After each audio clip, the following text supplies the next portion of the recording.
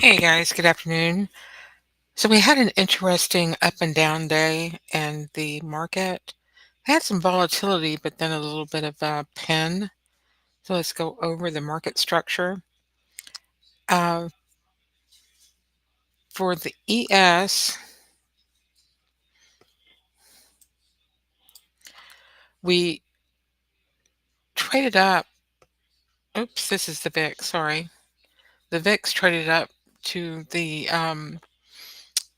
two times the daily range and then came back to the upper daily one where it flatlined and got down to the 60-minute three and then came back in, got a quick burst of volatility at the end of the day, end of the session. And instead of anything newsworthy, it was just the dealer getting us off this level um, up here, 67.2275, which was exactly the dealer gap, the distance between the close and the open on the 6-month ones. So we broke the 6-month ones one time. You can see here it came back and then broke the level, came back, broke it again. And I thought for sure that this was going to start taking off, but it failed at 6,800, came back decisively through on the tantrum bar of the crypto trade, tariff trade. And the market is trying to get back inside to come up to, these upper levels and then 7,000 for the year end, which is up here. And dealer moved us off of it decisively. We got one tick away from the spread, 14.75 points between the open and the close, carry it on the other side. So the hedge is if this level breaks, they hedge it to the distance between the open and the close on the other side. And that's really exactly where they went with their hedge. In fact, one tick away from it. It did not touch it. They pushed you off of it. And then at the end of the day, really pushed you off of it. So I've seen that kind of behavior before from the dealer when they want you to get off of a statistical level. And that's what this was. So this 66.95, 6,700 is now again for like the third time key structural support.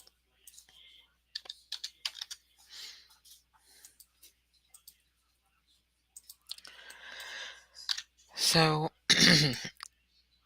they'll be defending that heavily, as well as the 695 level, to try to keep you off of this 6-month one. So the market really, really, really wanted to go up there. It wasn't letting go, and so they moved you off their pin. That's all it was. Pinball. I call it pinball.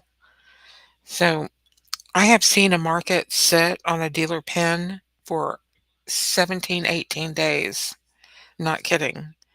In the ES, but also, 17 or 18 days sitting on a pin, and then eventually, the market will slink away and back off. Um, I have never seen it break without the dealer wanting it to break. So, and that usually will happen in the morning, RTH open, but usually to move you away from a pin, it happens late in the session, just like this, or, even between 4 and 5. So, um, maybe you can pay attention to that also. once in a while you'll get a market order on the close that's long, but a lot of the times they're short. This is earnings season, so we've got all of that coming up. And today, JP Morgan posted earnings, so just we had a whole bunch of people posting earnings today, so keep your eye on that. And these lines are meant to be broken. Don't, lose heart and think that you'll never get back above there. Um, the market dictates where it wants to go. The dealer can move their risk out and hedge. That's what they do. So this was just a intraday move. They wanted you off the level, so they parked the market down. All right. So you can see that the SPX did not flip positive. It tried to go positive GEX right here at the daily one, but was quickly shot down. Got a little one bar closed above it, but quickly came down. So they did not want the market going long gamma. They're short gamma below it. So we'll have to check and make sure tomorrow stays the same. Uh, the volatility increases, doesn't decrease. So if you come over to your quickoptions.com website, sign in, and then change it to dark theme. Come over here to the VIX. And the 15th is Friday, and then the 22nd is next Wednesday. So you can see that we're high from from 20 on up, with one down bar at 21, which acts like the magnet. So we're, excuse me, going to oscillate between 20 and 22. So that's elevated. Going through next Wednesday, it gets elevated even higher. The flip doesn't happen until 1950 to go negative. And this high volatility, goes up to 25 through next Wednesday. So we're going to be trading 20 to 23 GEX next week, and 20 to 22 GEX through Friday. And here it is. I mean, we're sitting in it. We're sitting in this zone right here. 20 to 22 to 23 right here. So you could just draw this out.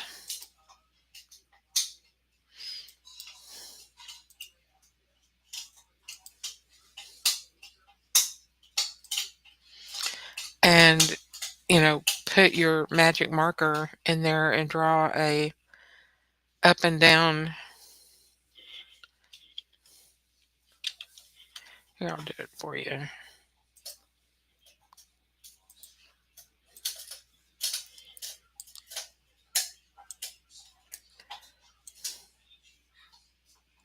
Zipper. So your zipper is between 20 and, 23, 23.12.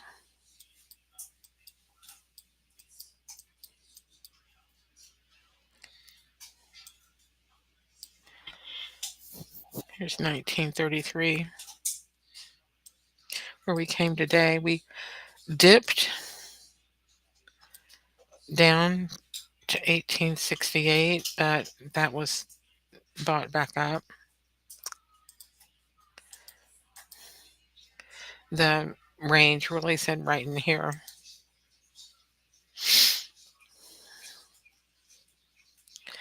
So that's not a large distance wise. It's elevated. So we'll be bearish to the downside in the market, but not anything, dramatic. It's going to be a contained downward bias, which means sell the rips. And that's what we had today in our options analytics, was to sell those rips. I didn't, see the pin factor. That's something that I'll have to go back and check. Usually I'm pretty good at being able to pick out when it's going to pin. So I was really looking for more of a push off instead of a pin. So I need to go back and figure out what happened on that, and see if there was a way to anticipate that I missed this morning and learn from it. Um, Show that AI bot that helps me could have made a mistake. That's a lot happens with that. It's like Groundhog Day. You have to retrain it like all the time. And maybe one of my instructions got missed. So I'll go back and refeed it my instructions and try to reconstruct the data that I gave it this morning and see if we missed it and what it was so that I can not miss it again. But otherwise, we'll get that reverse to the mean actually that I'm used to seeing, get to my level and like right here where it reacted right away. But instead of going back and sitting on it for the entire day, look how many hours that was, from 11:30 in the morning until 2:30 in the afternoon. We should be able to pick up that type of behavior if that is going to be demonstrated like that. I think what happened, honestly, is exactly what I told you. The market wants to go higher and they are pinning it, and they did not expect the market to sit on that pin for as long as they did, and they just pushed you off. It's basically the executive summary in a nutshell. All right, gold flat, like I showed you this morning, it is out of room on the 90-day.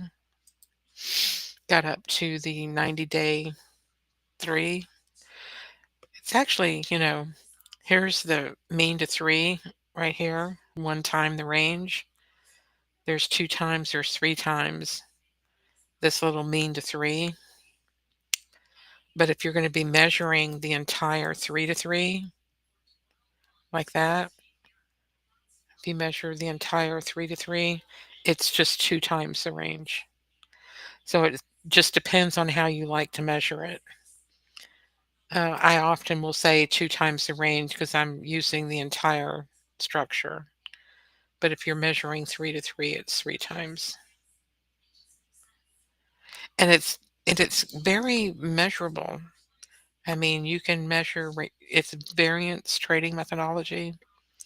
You can try to, create your own or just get the Jats indicator. It's much easier.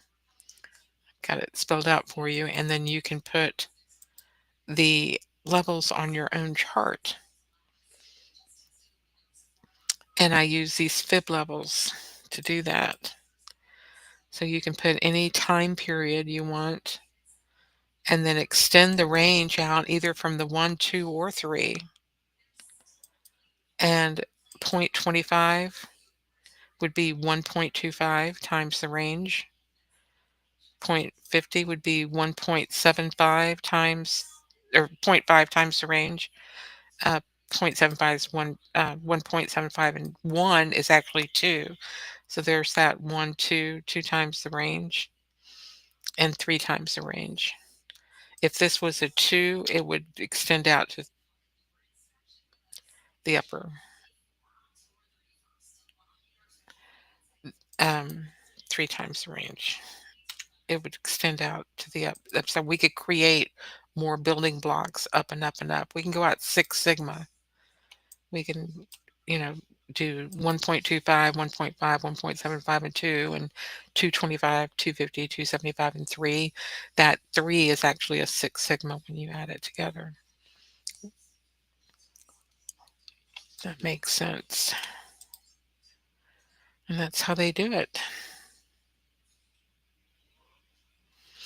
Very algorithmic.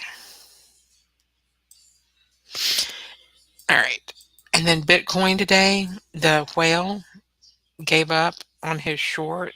He closed it, started the process of closing it, but we didn't get the snapback that I was thinking. Binance said that they're going to reimburse people $300 million. Everyone who was liquidated will get reimbursed. Um, and I talked about that a little bit on my Twitter feed and Substack, what happened, which was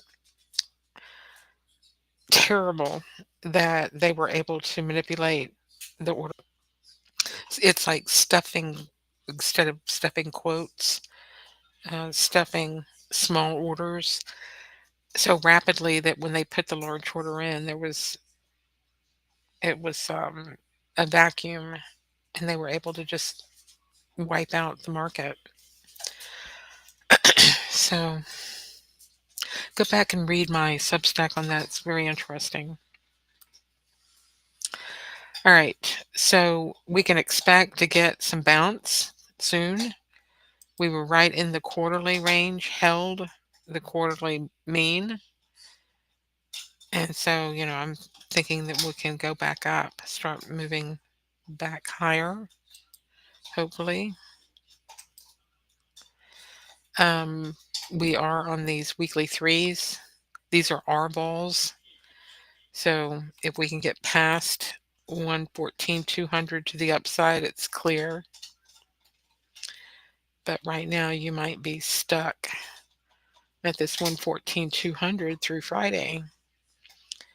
But like I said, that's an R ball, which is a 1 period versus a 14 period. So if they're going to buy the dip, that this would be the dip, and it needs to get on the other side of 14,200. Otherwise, it'll just flatten out on this quarterly range. Come back, look how many times it tested. So it sort of went up and down over it several times, but here's 1, 2, 3. This would be 4.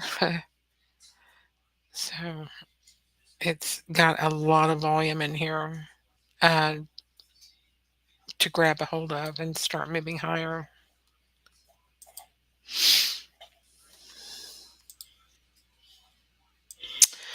All right. I like to see crude going down today, all the way down to 57.82. Started bouncing on its ones, weekly ones. We're below the monthly range, so very unlikely that it would get back above 60 or even 59.25 for that matter, or this 59.55 as we start moving down to this 56.63 area. 56.55. So 56.50 and 56. 55.52. 54.32. Let's keep it going.